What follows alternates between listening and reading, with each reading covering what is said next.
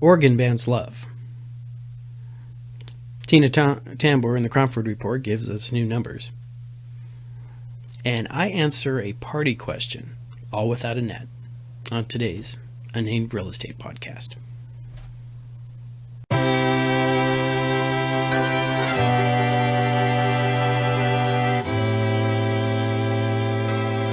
Well, it's the week of July 11th. I'm Ray Dawson, Charles Ray Dawson of the Department of Real Estate here in Arizona. I'm an associate broker with ProStar Realty, and this is my Unnamed Real Estate Podcast, episode 24. So, as I mentioned in the teaser coming in, last week we discussed Oklahoma and how they passed a law getting rid of, or not getting rid of wholesalers, but making them get licensed. And the next day after I released that podcast, we got some news out of Oregon. Oregon is banning the buyer's love letters. All right, I covered this back in episode 16. Those of you who don't want to go back to watch episode 16, that is where a buyer writes a heartfelt letter to the seller explaining why they should sell the house to them, how much their kids are going to like the backyard, how happy they are they can walk to church, everything that they would put in there that may give expose the seller to a potential fair housing violation. So National Association of Realtors has been telling agents to stop doing those and stop pushing them across, stop accepting them for your client if the buyer wants to send those across. And now Oregon's just come straight out and forbade it. So that's interesting news. We seem to be seeing these things. I do a podcast ranting about something. A couple months later, some elected representative in a state I don't live in thinks it's a great idea, and they decide to pass a law for it. So what kind of legislation am I going to influence this episode? Probably none whatsoever, because we're not going to rant on everything. Tina Tambor, Cromford Report, Monday. I got some numbers from her, and which was useful because the weekend before, I went out to a party. Got to see a bunch of friends. My choir got together for a karaoke party because we really know how to have a good time on a weekend because we're all over the age of 50 pretty much, and we've got to be in bed by 11. But we, as the alcohol flowed, more and more people kept asking me about the real estate market. Are we in a bubble? I don't remember a lot of those conversations, to be honest with you. I don't remember a lot of that night because it's been a while since I've been out drinking and I've lost my fighter's edge. But my wife was nice enough to inform me the next morning of everything that I said, and apparently I did not get too bad. It's a really good party when you want to call up people the next day and go, "Are we still friends?" Because you can't remember any of it. But that seemed to be a real concern to a lot of people. So what we're going to do is we're going to discuss, bubbles, and are we in one? No. Is the market going to crash? Probably not. And continue on these lines. So we're going to start with the numbers right now. And like I did mention, I'm going to try to do this all in one shot. So I'm going to be flipping between screens in the background and whatnot. So if you get motion sickness, there might be times you want to look away here. All right. But Wednesday, July 14th, I ran the numbers as I do every Wednesday morning. All right. And our actives are at 6,042, which is up 250 from the week before. This is a year record for us. We have not been above 6,000 this entire year, so we finally broke it this week. Of that 6,042, 2,631 of them were new listings, just came on the market this week, right? That is up 417 from the week before. And as you can see on the top left-hand side on our coming soon, we have another 910 houses out there that are being promoted, but not actively marketed, mind you, all right, to be coming onto the market here shortly. Our under contract backups, looking for backups, we're at 1,000, new ones, of course, 1,181, which is up 155. Our pending is at 2,002. Those are ones that are not looking for additional offers. That's 314, up from the week before. And our contracts with the buyer's contingency requiring the sale of their own property is at 90, which is up 24, which left us to a closing of 2,411, which is up 219 from the week before. This might be the first week I've actually put these things up here where everything went up. We got more houses, more closings, all right, more going into contract than the week prior. And after the little doldrums we had right around the 4th of July weekend, this is really good stuff. especially if you are on the buyer side of the house. There are now more houses out there to choose from than you've ever had before, right? And that's some pretty good stuff on that side. But most of the people who were talking to me this weekend, they're on the seller's side, all right? They're thinking, is it time for me to sell? Is it time for me to get out of Dodge? Is it time for me to start downsizing it, all right? Are we at the top of the market? Top of the market is a term that got introduced in the stock market, and for people, they started carrying it over into the real estate side of the market. Is it the top of the market? No, it's not. But is growth going to start slowing down? And are you going to have to do more to sell a house in the future? And the numbers are definitely looking like we're headed in that direction. Let me show you something here real quick. Now, I mentioned many months ago, many episodes ago, that when the top happened and things started to contract, we would know about it about 6 months ahead of time before it actually physically happened to the market. You can watch these numbers start happening. And this is a screenshot. I'm actually actively onto the website right now for the Cromford Report, Tina Tamber's group. And I had all my notes for recording out what Tina said, and I realized it would probably be easier if I just physically did this on the website while I tell you about what's going on. Right? This map right here is, think of it as a heat map of the market. Right? This is broken down into the individual zip codes. Right? They go from what's called cold all the way up to insanity times 10. Right? It's really hard to look at this and tell exactly what is going on unless I start showing you physically what's happening. So each zip code has its own ratio of contracts to active housing. When your contracts exceed the number, meaning houses are under contract, there are more houses under contract than there are in actively listing and actively looking for a contract, that's considered a hot market. A house goes under contract if it's a finance transaction, generally run you between 30 and 45 days. Right now, the way the appraisers are getting things turned around, it will be over 30 days most of the time right now. But we use this ratio going house on the market. Now, one of the funny things is, and I don't think I've seen this market, and I've been doing this since 2010, but the traditional people would say it would take you 6 months to sell a house. And so a lot of the old timers are still sitting there thinking a normal market will be 6 months to sell a house. That's why your listing contracts are generally for 180 days. They should be able to get that under contract. That's the average point. So they try to get you under contract to list their house for that amount of time. With houses with a days on market average right now we're at 8 in the MLS system, right? 2 weeks ago, we were at 6. Last week, we went up to 7. Now we're at 8. So we're seeing houses take longer on the market. And we're only talking 2 days, all right? Last week, we were only talking a week. The week before that, we were talking in under a week. But you can see it starting to move up right now. And that's why we got this contract ratio by zip code. This is how we start tracking the hot spots. Is this zip code hotter than the surrounding areas? So I'm going to blank the screen out here for you real quick. And then I'm going to start layering in the zip codes from coldest to hottest. All right. And so I can explain to you how things are going. So the first one is cold. Cold zip codes are this area out to the east of where Fountain Hills is. They have 5 active listings, right? None of them are under contract. That is desolate desert out there. There's no real development, so there's no real housing. So this is not a great zip code for real estate for one, and it's one of the zip codes when you're only talking 5 listings. If one of those things went under contract, you would suddenly have a 1 to 4 ratios, or 1 contract for every 4 houses. So when you're talking zip codes with this small amount of housing, you really can't take, the math doesn't work when you're using contract ratio as an example. But it gives me a chance to explain to you what's going on. Because we add in the warm stuff. These have a couple houses under there. Let me zoom in so you can see this area.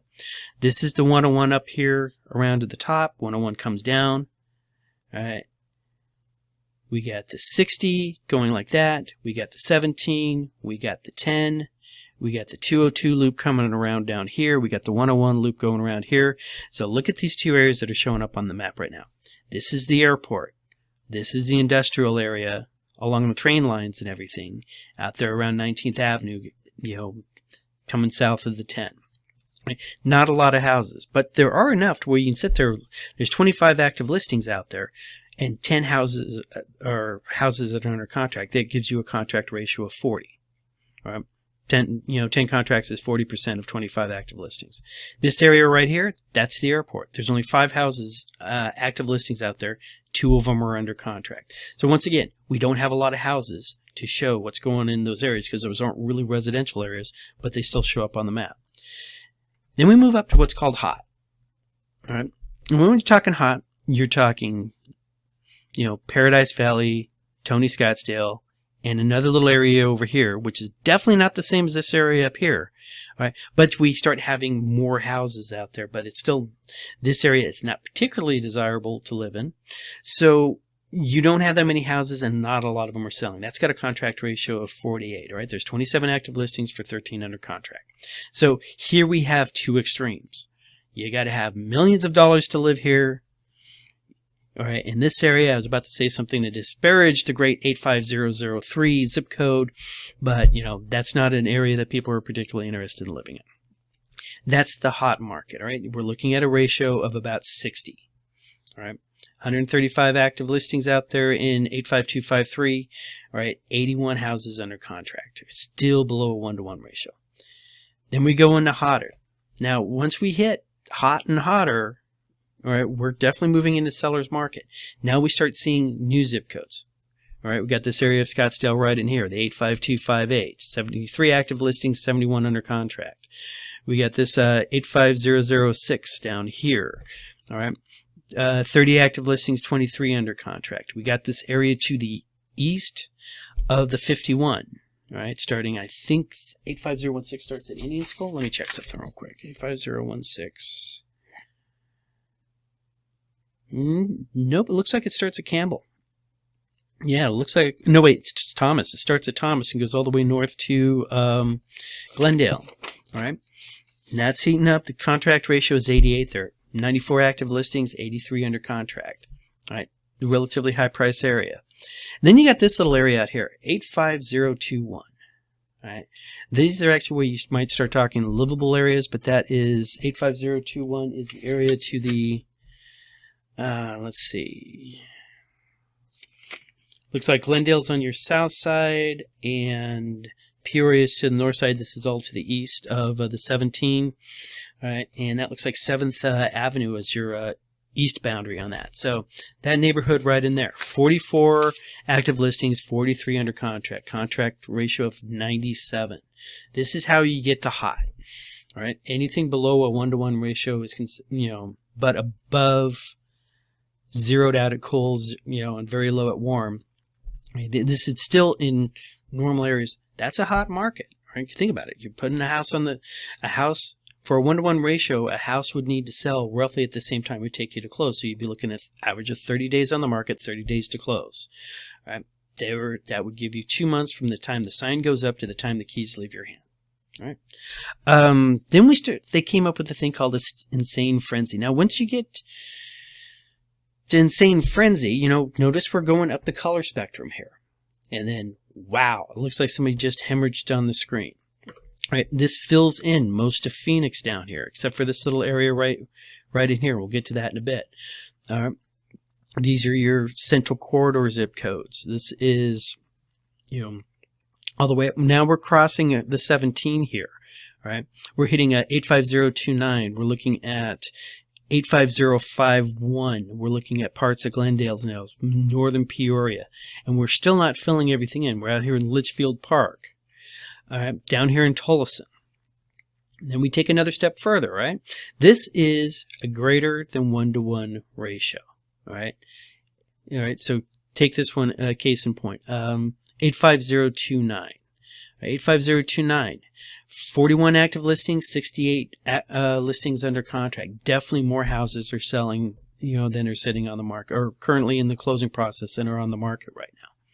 Then we go to insanity times 2. All right.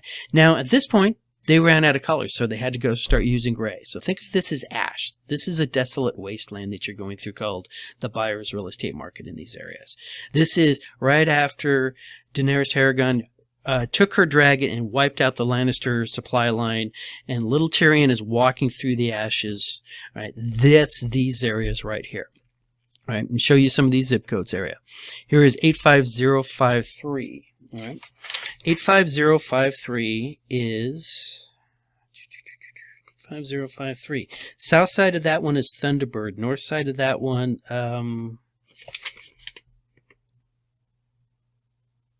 no, Union Hills is the north, and that's from the 17 heading out to looks like as far as 43rd Avenue. All right, 18 active listings floating around out there. 46 houses under contract. Contract ratio 255. Right? We can go to insanity times 3. This is 3 times. There are 3 houses under contract for every 1 house on the market. And I looked away and I did not see which one filled in. So let's see if I can back that out. Look at it again. Oh, there's our areas right there. We got this area coming down out here in the Tempe Gilbert area. We got these things up into Surprise, Peoria, filled in. Let's go insanity times 4. 4 houses under contract for every on the market. Anything happen? There's one. Right there, 85392, 16 active houses for in that zip code for sale, 77 houses under contract, contract ratio of 481. Insanity times 6. Now, if you blink, you miss it. Did you see it right here? 85363. All right, 3 active listings, 19 under contract. This is a zip code called Youngtown. All right. Older houses, they're smaller. They tend to be little 2-bedroom, 1-bath, 2-2s. This was a retirement community that was built soon after Sun City got built, but that they do not have the expensive Sun City facilities, so you really don't have to pay the expensive Sun City monthly HOA payments in there. But it's very desirable, and much like Sun City area, all right, people get in there and they don't get out. So not a lot of active listings, not a lot of listings under contract, all right, but it shows up. That's a statistical anomaly, just like these areas over here were. All right. And then the final one, and there is one here. Which one could it be? Over 10 times more houses under contract than houses for sale. And the winner is, of the hottest zip code in real estate of this week, 85305. This area is everything you think of when you are to the east of the football stadium. Your northern boundary on that is Northern Avenue. Your southern boundary on that is Camelback, and it goes from the 17 out to, or the 101 loop out there, out to, I want to say that says 83rd. Really bad photocopy on that. So, as I wanted to show you this screen because you can see diametrically how the different zip codes and everything come in, how the zip codes come into play, how the areas get filled in. And you can have areas that you really can't treat them as a really super hot market. So when people think, oh my God, the real estate agent, area is insane, think about the zip code you're in, think about the zip code you're shopping in. Because one of the reasons why I was not using this map is because 4 weeks or so ago, a couple months ago, it was a wall of gray with little flecks of red in it. Gray does not contrast well, so it was really hard to sit there. I didn't have the delineation I had by being able to click through it to make a good graphic representation of how the zip codes are doing and how things are coming up, going down. So we got another chart here, and this is where I'm going to move the background and everything on you while I'm doing this, so it might make it a little disturbing for you. It might give me a second.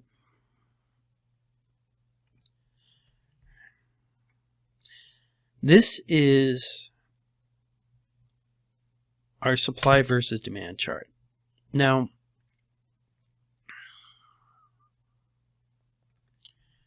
let me show you this. Move me up there so you can still see my face. This is the supply index that's going back to 2001, right? And when I said we're going to see this happening we will see a bubble popping before it happens. This is what I'm talking about. During the big run-up before the 08 crash, right, really started kicking off, just started going in 03, really started to kick off, right, went crazy in 05, slowed up in 06, and that's why I keep referencing to people, is that it did not crash in 08. Right? It was a parabolic arc, and then it came down in 08. We had plenty of time to think about it before it actually happened, which is why a lot of people got out of their properties.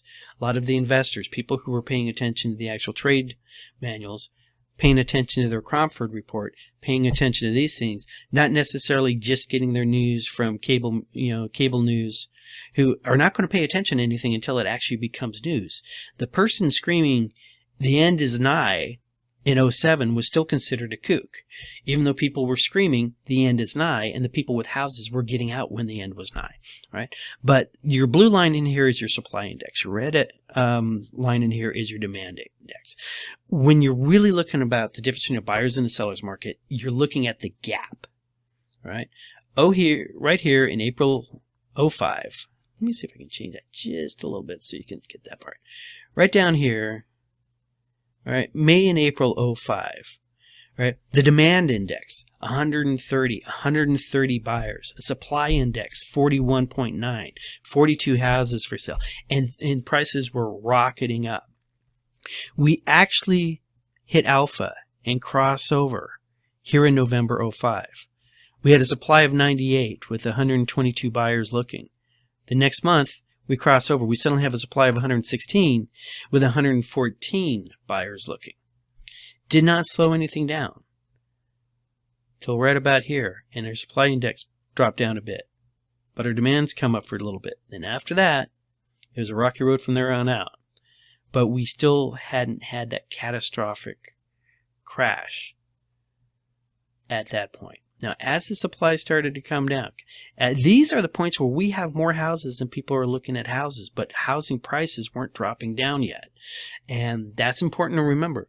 In a balanced market, houses don't drop. They will still appreciate in value, tied with the inflation index. Right now, when they say that, there's a little thing pop in my head, is that since they do, in the inflation index, they actually index into that housing costs. Isn't that a circular argument? And I'm going to leave that to people smarter than me with economics degrees to explain to me why that's not. But when we're sitting here with this huge supply index, and then 08 hits, and now we start kicking a crash. Because remember, the 08 crash was not a supply and demand issue. It was a financial issue. Right? It was the mortgages that were going up. It was all the adjustable rate mortgages suddenly adjusting. And people had projected out that their adjustable rate mortgage was going to go down, or they would have enough equity in their house to refinance, who were suddenly caught short because that didn't happen. That's when the wheels started to come off. And it starts falling on a rock. Now, at this point, right, for the first time since 05, you actually see demand start exceeding supply. And that's when we start pulling out. And then we had a little bounce. And if I pull the price per square foot index up, you'll see that little dead cat bounce that happened right there. And then we see supply drop. All right. And a big reason why the supply drop is, remember, the two things that impacting the supply index is how many houses but how many people are actually moving into the valley and everything else, right? That increases your demand. So people aren't buying houses, right? The houses are out there, start coming off the market. We see the supply index drop, and so on and so forth. We have this little time period right in here, which is probably the closest thing to a balanced market most people have seen since all the way back here in 03. Decade later, the decade of crazy, right here. We have this little area right through here where we see an honest-to-God balanced market. Supply and demand are slowly changing back and forth. They're in a sine wave. Life is grand. And then we start picking back up again. Now, notice our demand index is coming up. It's still in that normal band, right? Normal's 100, but you can go as high as 105. You can go as low as 95. You're still in consider. So demand is still, but our supply is still low, right? Because the houses that were supposed to be built, and strangely enough, we have so much supply, we're not building houses, but we need to anticipate kids growing up, kids leaving the house, people moving in, people living longer. Our supply was not getting built into that thing. So now we're into this period where we had the lowest demand down here at 22.1 on April 21st of this year, right? With a relatively high demand. Our demand index right there was 111. So we have more people looking, and we have the lowest supply that we've seen this century in the last 20 years. All right? Lowest supply in the last 20 years with slightly above normal demand. Now notice we had that demand peak right here at 135 because of the interest rates. Remember those interest rates kicking in? Now this little blip right here, that was those 2 months of crazy when COVID really hit and everything got locked down. See that little supply bump right there? That's a whole bunch of canceled contracts that suddenly hit the market when buyers decided they were no longer going to buy the house and they took the hit. A couple of the iBuyers are legendary for that, that they were under contract to buy people's houses and the iBuyers just called them up one day and said, no, we're not going to do it. Cancel the contract. We're out. Take our earnest money. We're gone. Right? That was a strategic move on their part. They probably looking back and they said, wow, we should have wrote it out.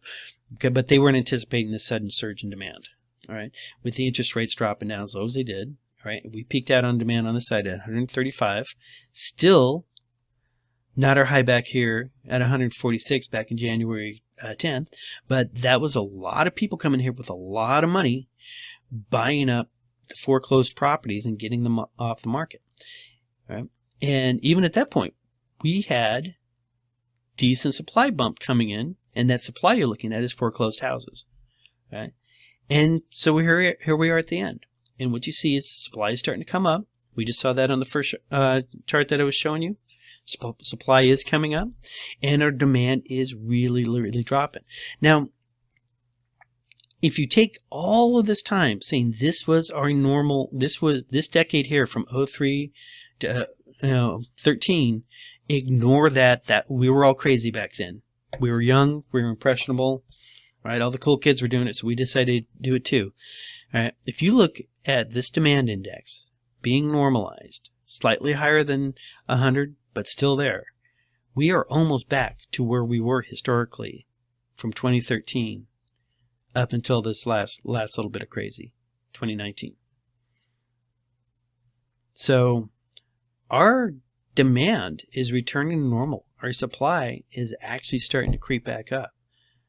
Does this mean it's the end all be all? Does this mean that, oh my God, here comes the crash? Remember, this crash over here, right, had nothing to do with the supply and demand, except that the supply being higher than the demand meant that people could not get away with the craziness they were doing before with throwing money at people who shouldn't be taking out loans and maxing out their houses with HELOCs and using it as a credit card to buy a new big screen TV or buy some other intangible good that doesn't last more than 48 months. Right? That's what kicked this all out. But we still have demand well over supply. So my famous words, I tell you that to tell you this. Let me show you one other thing right here that I saved. This is actually something I stole as a screenshot while Tina was talking. All right, I'm gonna minimize that down. That's Tina right there. That's what she looks like when you're on a Zoom call with her. All right, she's usually talking about something. This is the market index that we were doing. Market index is those numbers we were talking about, broken down by city and where they went. And this is a projected months to balance, where we have 100 houses or 100 buyers looking to find each other and make a love connection. Right? And as you can see, these week 27th, which is a week she ran that, and that just means, July whatever for the rest of us. Anthem, all right, has a Cromford Market Index of 413 right now. They are dropping by 10 points a day. Over the last month, they've dropped 284. If this projection holds true, all right, and this is a projection, there's a big difference between a prediction and a projection. If this holds true, within a month, 1.1 months, a month and 3 days, they're going to be in a balanced market. All right. Wow. Told you long ago, when it's about to get out of a seller's market, I'll let you know. All right, we got a month left projected out in Anthem. Lord help you, if you are a flipper and you just closed on your new project house in Anthem, you have a month to get that turned around and back on the market and still get some of the benefits of a seller's market. All right. Levine, we got 1.9 months coming out. Avondale, we got 2 months projected. Fountain Hills, Queen Creek, Gilbert, Peoria, Casa Grande, Surprise, Buckeye, Tempe. These areas are all expected to go into a balanced market within the next 4 months. Now, the difference between a seller's market and a buyer and a balanced market. When we're in a balanced market, we start talking about things like seller's concessions. This is where you start seeing those things called a BINSR again, a buyer's inspection notice, all right, where the buyer is actually coming at you and saying, hey, we notice a few things we would like to have fixed before we close on this. This is where you start paying for the home warranty for the buyer side. This is where the buyers can start asking these things, and you're going to accept it and be happy with it because you've been on the market for 3 or 4 weeks and you got things to do with the rest of your life. This does not necessarily mean and will not mean that you are not getting your house sold. This doesn't mean that your house value is starting to go down. But what it does mean is that we're going to go to that more traditional real estate market that we had back in 2013, back in the sane years there, where the seller could expect to put their house on the market. It would expect to be marketed for 40, maybe 60 days on the market. Right? You're not selling it in the weekend anymore. Right. Nowadays, if your house, if you were in one of those hot areas we were showing earlier, 85305 or something like that, if you're still on the market after a week, you're priced too high. Or you left the gun in the marketing photo and you're freaking out the California buyers. True story. I should have saved that as a screenshot. I'm going through listing photos, and there's a picture of a dresser or something with a mirror, and you can see the picture of the guy taking it with his phone, real professional there. And if you look at the countertop, there is a axle, looks like a bearing for an axle. There is some sort of battery charger jump kit sitting there. There is some clothes, and there looked like a Springfield XD, right there in the whole thing. So, marketing people, we're going to have to learn to do that again. It's not longer going to be a seller's market. You're not going to be able to get away with listings like that. And there might be a reason why that particular house is 24 days on the market in one of these hotter zip codes I just pointed out. Right? It still counts. You still got to clean up. So, and especially if you're in Anthem right now. All right? So no guns in the marketing photos, no people in the marketing photos. Clean the damn kitchen countertops before you have the marketing photos, all right, in Anthem, Levine, Avondale, Fountain Hills, Queen Creek, Gilbert, Peoria, Casa Grande, Surprise, Buckeye, and Tempe, all right? At least you guys, please, clean your kitchen before the marketing photos happen, all right? As we continue on into Scottsdale, Phoenix, Chandler, going down my little list right here, they're projected to flip over within the next 5 months, all right? Maricopa, Apache Junction, all right, tops it out. They got 6 months left on this, projected out by the rate of these daily changes. And if you had each one of these things up there, I'd be showing you this chart, you would see how some of them are increasing, some of them are decreasing, but you can see that weekly change in this Cromford Report Index showing how they are coming out of a seller's market. All right. Glendale, okay, now remember, Glendale also includes 85305. Man, I should memorize that zip code because that's where I want my listings coming from. All right. Glendale includes that super, super hot zip code we were talking about, but we're looking at percentage of change here. And for whatever reason, right, Glendale is still coming down, but it's coming down very slow. All right. Paradise Valley, remember that one? That was the one that does not have a lot of listings, so it's just considered, warm. All right, it's still coming down, but very slow. And then we get into Sun Lakes and Tullison and Cave Creek, right? Sun City West, Gold Canyon, Arizona City. These are still rising for whatever reason. All right, there's still a lot of demand for those, and those are still moving farther and farther up with the Comfort Report Index and getting more and more in the seller's market. So this is a really good example of locationality, right? You can't treat an entire area the same thing, right? How much of Glendale, right, showing 9 months left is being dragged down by 305, right? How much of Phoenix is getting impacted by those areas to the south that I was talking about around the airport, because that's included on these markets. That's why we don't show you this thing too much, because it really is a zip code game, right? And in certain zip codes, it's a neighborhood game. So long story short, is this a bubble? No, it's not. All right. Is it going to pop? No. If anything, it's deflating slowly, like that balloon that you got for your birthday, and your birthday was in February, and you still have it, and it's just blowing around in the corner, looking like a little shriveled up slug or something, right? It's right, but we don't have the stock market crash projected on the horizon, right? But we do have a return to normalcy. That's what we're looking at on this. So that's pretty much the best I can explain to you what we got going on. If you're sitting there waiting for the crash to happen, you're going to be sitting there waiting for a long time. If you are sitting there waiting to take maximum advantage of selling your house, feel free to take maximum advantage of selling your house. You sell when you need to sell, when it's time for you to sell. Don't try to time the market, and don't try to make money off of it, right? You're not going to win at that game.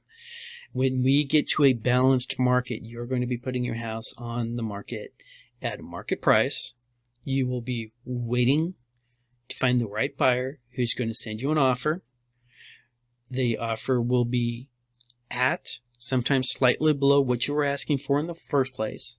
You can see more FHA buyers coming in and asking, hey, can I get concessions towards the buyer's closing costs? And I don't think I've ever had that conversation on this podcast so far, because it's not been a thing for about the last 2 years. They're going to have conversations about who's buying the home warranty, and you might have to get some stuff repaired before you close. All right, that's what we used to call normal. That's what we're going to come back around to. So I think Tina says that the main reason why our markets are recovering right now is because the inventory is coming back up. And I agree with her. Inventory is coming back up.